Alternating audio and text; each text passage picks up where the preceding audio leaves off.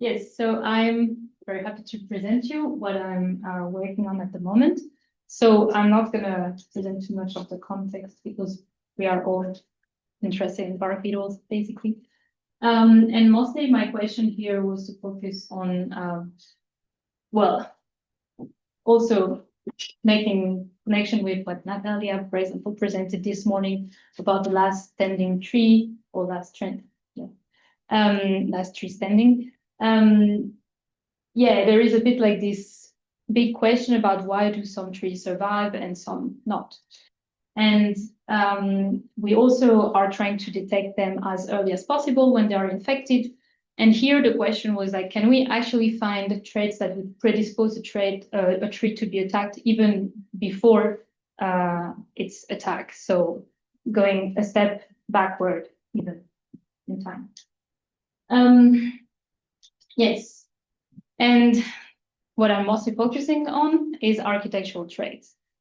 And the hypothesis behind this is because architecture, especially in trees, give us information about the genetic. Obviously, a spruce is never going to look like a beech. This comes straight by its genetics. But it also gives us a lot of information about its life history and its growing condition in terms of abiotic conditions, but also biotic conditions. So, for example, mini glimpse on my PhD thesis. Here you can see a beech, and this was its neighborhood. In green you have Douglasburg, so heterospecific neighborhood, and here in yellow the neighborhood that were also beech. And this affected its the way it would look. So this is for one tree, but when we take like 500 trees of different species, you can also see that heterospecific neighborhood has an effect on a significant effect on different architectural traits. And if we look at Norway spruce, for example, on which we are very interested in, neighborhood with beech will increase the plant projection area, or for example, has a positive effect on the main branch length.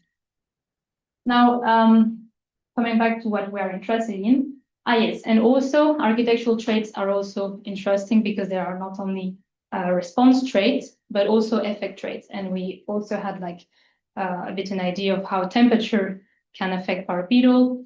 And actually architectural traits have an effect on the microclimate as well. So this is also why we're interested in architectural traits. And here we have like different hypotheses about how the architecture would interact with bark beetle and how it would affect the bark beetle dynamic at different stages. So first, for example, for the tree detection, or the tree, is a tree going to be detected or not? So for example, the length of the crown could have an effect in how much the sun is going to illuminate the stem and release those terpenoids we have heard of in the tribark beetle.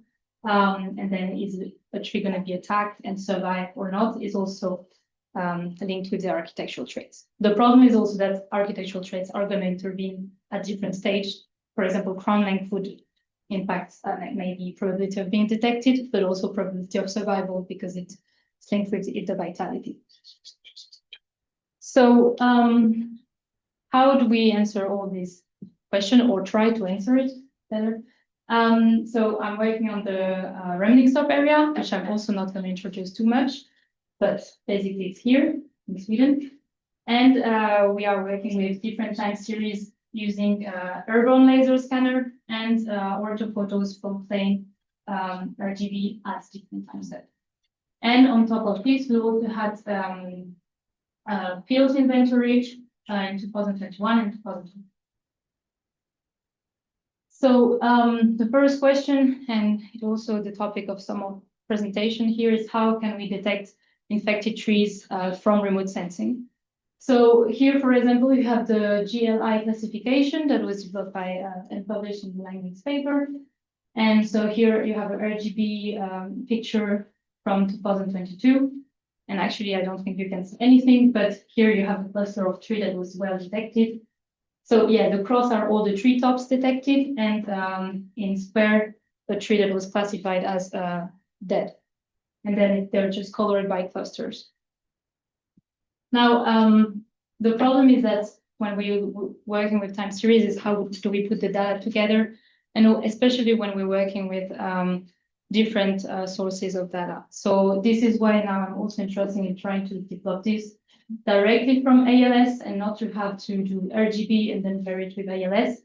And this is, for example, the first promising result, where you can see that like basically the clusters recognized this is only from the intensity are quite aligned with one of the orthophoto. And I think here you can see better because it's background orthophoto, but the detected ones are from the intensity. But right now I'm going to present results from the field only.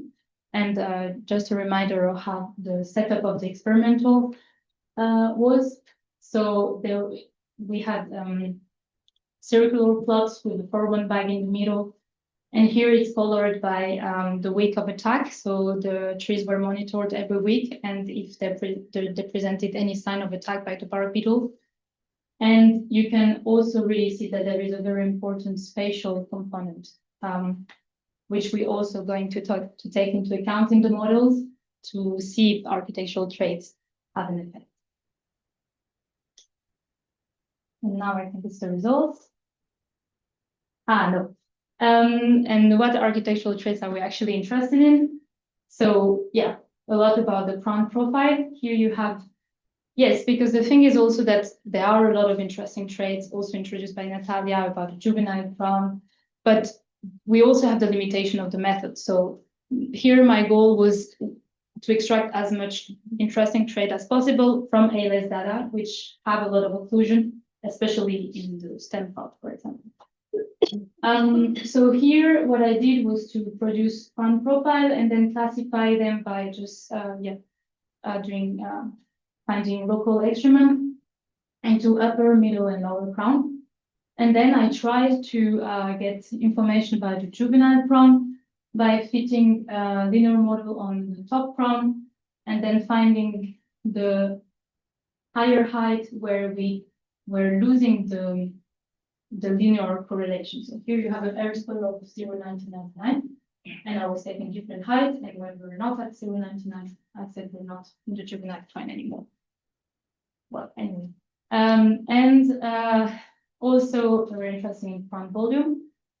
Also something that I would have liked to get as information was the number, the branchiness of a tree, which you can see is difficult to get from the ALS. So the strategy here was to do some kind of parallel with canopy rugosity and to use different alpha coefficients for the convex hull. So yeah, here you have an alpha, for example, of 5 and here of 500. And the hypothesis behind this is like healthier tree would be always full. So if we decrease the alpha, we would not see a big decrease in the volume. And also, yeah, the crown projected area. So these are the results for 2021. We have we have more, but here I'm presenting just on this. Significant architectural traits, the crown projected area, the DBH, the height of maximal radial extension of the crown, and the length of the lower crown. And these are the results in 2023. We also, and all here, I'm presenting all traits that were significant in 2023. And here we see traits that are in agreement between the 2 years. So for example, in both cases, having the longer crown, sorry, decreased the probability of infection by bark beetle. And yeah, which is also in agreement with what the bibliography said and what some presented. Yeah, also an effect of the variation of the radius of the juvenile crown.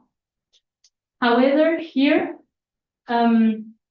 those traits are in disagreement between the 2 years. So for example, in 2021, the ground projection area, the DPH, and mostly so ground projection area and DPH had positive effect on the infection probability by bark beetle, meaning the bark beetle were attacking bigger trees.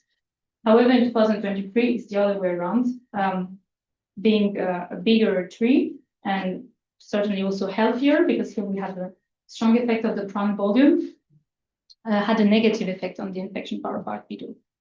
So, yeah, my interpretation of this is due to differences in the bark beetle population, but I think I will come back to this later. Yes, now are also some preliminary ideas to interpret the architectural traits, which, as I said before, are interlinked. And so here I did a CPA, and I linked, also for each tree I calculated the Hagee competition index at 15 meters radius. And here you can see that the PC1 is correlated to and positively correlated with the Hagee competition index. And if we link, also I looked at the effect of the site. And here PC2 could be interpreted as an increased moisture. But yeah, this is work in progress, so I still have to work on this. And here is what I mentioned briefly earlier about the big difference between 2021 and 2023. Those are data from SLU monitoring station of the bark beetle population. And at the nearest site is this one, so the green line. And you can see that in 2021, we had double the population of bark beetle as in 2023. So maybe that's why in 2021, they were able to overcome healthier trees, whereas in 2023, they went more, the DBH had a negative effect on probability of attack. Yeah, and I have a bit more time. So, yes. So this is what I've done so far. The goal is to extend this to the entire remaining stop area. And by this, like the first step is to validate the classification between healthy or non-healthy, especially on ALS data, to increase the sample size, but also to have information about this tendency, because in 2019 we had even higher bark beetle population, so we can see the link with the architectural traits, the direction would be the same. Yeah, and also to have the data from the sapflow that you mentioned, which are the same zone, so we can have more information. Yes, thank you.